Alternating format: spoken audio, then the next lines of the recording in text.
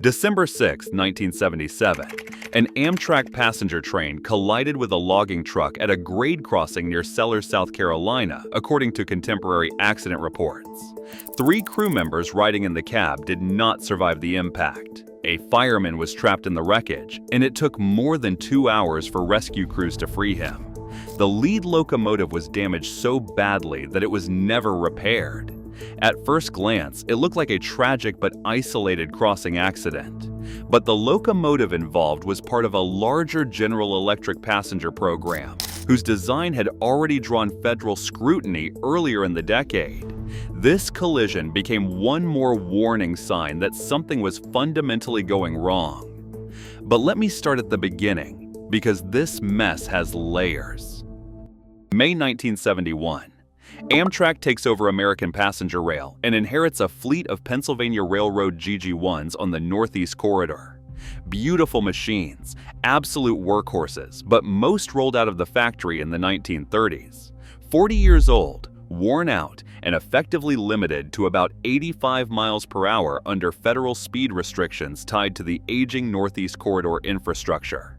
Amtrak needs replacements fast. Problem is, nobody in America builds electric passenger locomotives anymore for mainline service.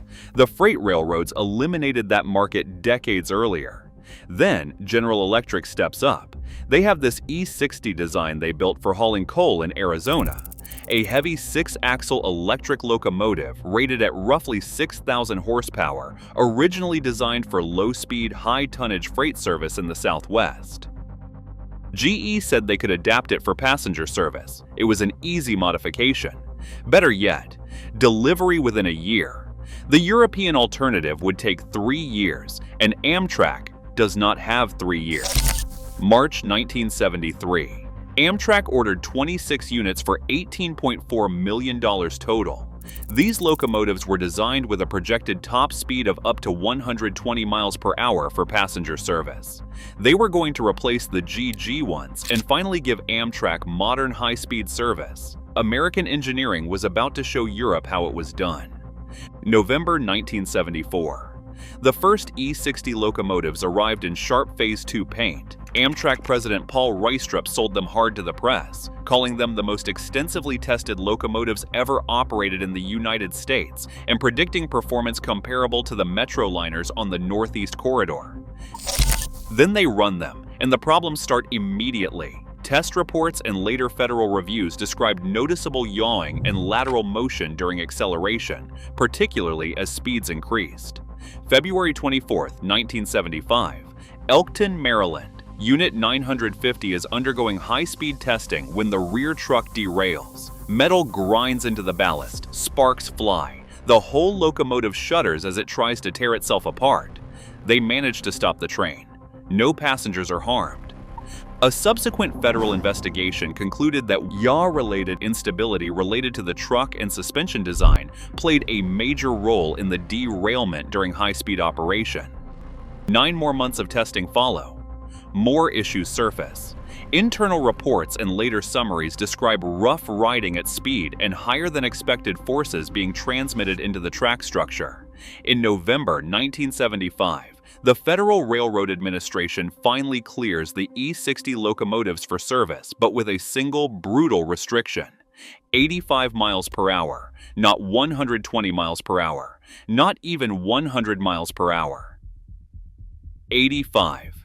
The exact same speed limit as the 40-year-old GG1 locomotives they were supposed to replace. Publicly, Amtrak keeps insisting the speed will be increased to 110 miles per hour once refinements are complete. Internally, confidence fades.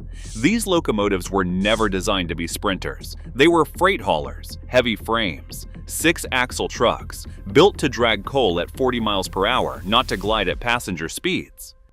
So in 1976, Amtrak did something that stung American pride.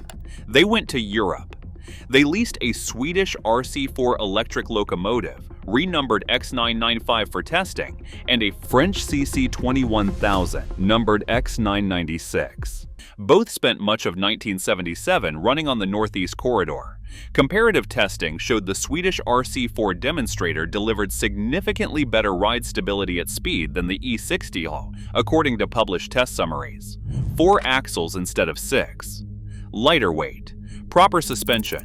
It reached 124 miles per hour on American rails, without the severe instability seen on the E60s at that speed. The French Locomotive performed less well, largely because its suspension design proved poorly suited to the rougher track conditions of the corridor, even after modifications. Still, the comparison was harsh. Next to the European equipment, the E60 looked exactly like what it was, a freight locomotive pretending to be a passenger machine. Amtrak moves on. It purchased just over 50 electric locomotives, ultimately 54 AEM-7 locomotives built in the United States to a Swedish design under license. Rail fans later nicknamed them Swedish Meatballs. In May 1980, they entered service. Fast, stable, reliable.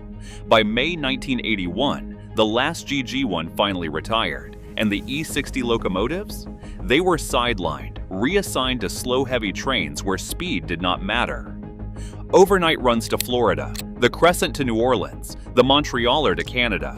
Amtrak soon started unloading them. 2 units went to the Navajo Mine Railroad. 10 more were sold to New Jersey Transit in 1984.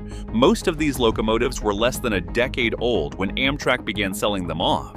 Some were rebuilt into E60MA locomotives in the late 1980s, re-geared for 90 miles per hour instead of 85. It helped a little, but it did not fix the underlying problem. Now back to that P30CH diesel.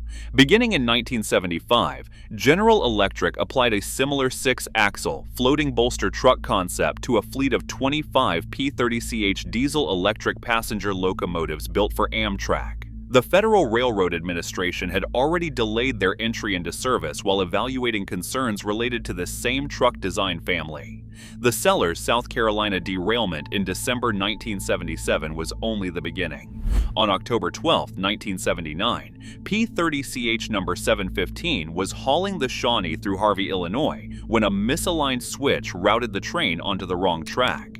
It collided head-on with an Illinois Central freight. 2 freight crew members did not survive the incident. The Amtrak locomotive and the freight railroad's lead unit were both destroyed. According to federal accident records, this became the first major accident involving Amtrak's newly introduced Superliner passenger cars.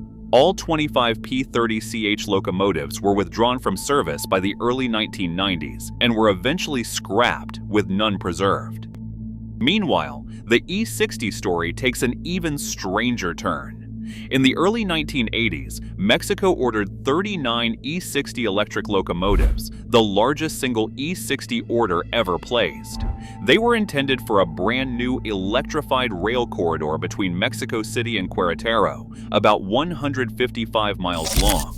The locomotives were built in 1982 and 1983. The project stalled. The locomotives sat in storage for years. Regular passenger service on the line did not begin until February 1994. 3 years later, in 1997, the railroad was privatized. The new owners dismantled the electrification and traded 22 locomotives back to General Electric as part of diesel power acquisition agreements. 8 of the Mexican E60 locomotives were never placed into revenue service and remained in long-term storage. Some of the Mexican units later found work at mining railroads in the American Southwest. 6 went to Black Mesa and Lake Powell. There, hauling heavy coal trains, the E60 locomotives finally did the job they were designed for. The rebuilt Amtrak E60MA locomotives continued in secondary service until 2003. The final 3 units, 604, 609, and 610, were withdrawn in June 2004. 1 locomotive was preserved, Amtrak 603, at the Railroad Museum of Pennsylvania. New Jersey Transit preserves one of its units as well, number 958. So added up, Amtrak ordered 26 E60 locomotives to replace aging GG1 locomotives and ended up running no faster than what they already had. The design struggled in high-speed passenger service, was sidelined early, and contributed to Amtrak's decision to look overseas for solutions. General Electric's related diesel passenger experiment saw repeated disruptions and serious incidents during its service life.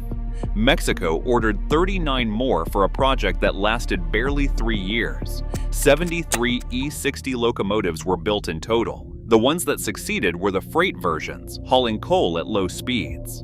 Rail historians often point to the E60 experience as the moment Amtrak effectively abandoned domestically designed high-speed electric passenger locomotives. Every electric passenger locomotive Amtrak purchased afterward, from the AEM-7 to the HHP-8 to the ACS-64, came from European designs or manufacturers, all because they tried to turn a coal hauler into a sprinter.